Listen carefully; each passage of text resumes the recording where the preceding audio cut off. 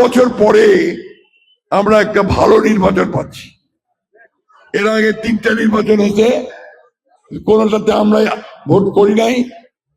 একটা 18 সালে করছিলাম, ওটা আগের রাত্রে নিয়ে চলে গেছে। আর পরে আমরা সবাই তখন জেলে 24-এর যে নির্বাচনটা হলো সেটাও ঠিক মতো হয় নাই। তো এবার পরিবর্তন হয়েছে, ছাত্র জনতার আন্দোলনের ফলে সরকার পরিবর্তন হয়েছে।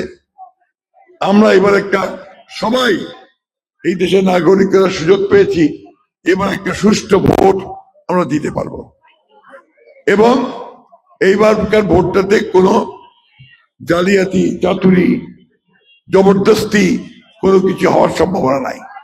কেন? এখানে যে সরকারটা আছে, এই সরকারটা একটা নিরপেক্ষ সরকার।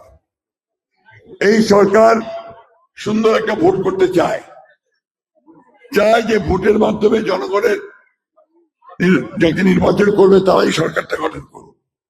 সেনাবাহিনীর নিরপেক্ষ নির্বাচন চায়, জনগণ চায়, আমরা রাজনৈতিক দলগুলো নিরপেক্ষ নির্বাচন চাই। সুতরাং এইবার সম্ভাবনা খুব বেশি এবার একটা সুন্দর নির্বাচন হবে।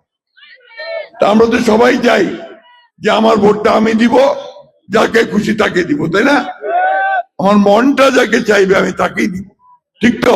তাহলে এইবারকার ভোটের মধ্যে দিয়ে আমরা যদি একটা সুন্দর সরকার গঠন করতে পারি, যারা আমাদের দেশের স্বাধীনতাকে রক্ষা করবে, গণতন্ত্রকে রক্ষা করবে, আমার দেশের মানুষের কল্যাণের জন্য, তারা আইন বাড়ানোর জন্য বিভিন্ন পথ বের করবে এবং দেশে একটা সুশাসন ব্যবস্থা করবে, ন্যায় বিচারের ব্যবস্থা করবে, আইন শৃঙ্খলা পরিস্থিতি ভালো রাখার ব্যবস্থা করবে। আর আমরা কৃষকেরা আমরা যেন ন্যায্য মূল্যে সার, বীজ, তেল মানে এই পাম্পের তেল, তাই না, বা পানি পাই, তার ব্যবস্থা করবে। আর ফসলটা ফলার পরে আমরা যেন সেটা ন্যায্য দামে বিক্রি করতে পারি, ন্যায্য দাম পাই, সেইটা করতে হবে, তাই না?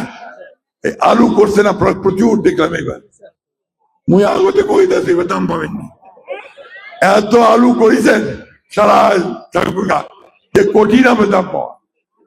এইটা দোষটা আপনাদের না, এই দোষটা হচ্ছে সরকারের কৃষি বিভাগের। তাদের উচিত ছিল আপনাদের আগে থেকে বলা যে ভাই এইবার আলু বেশি করিও না, দাম পাই যাবে না।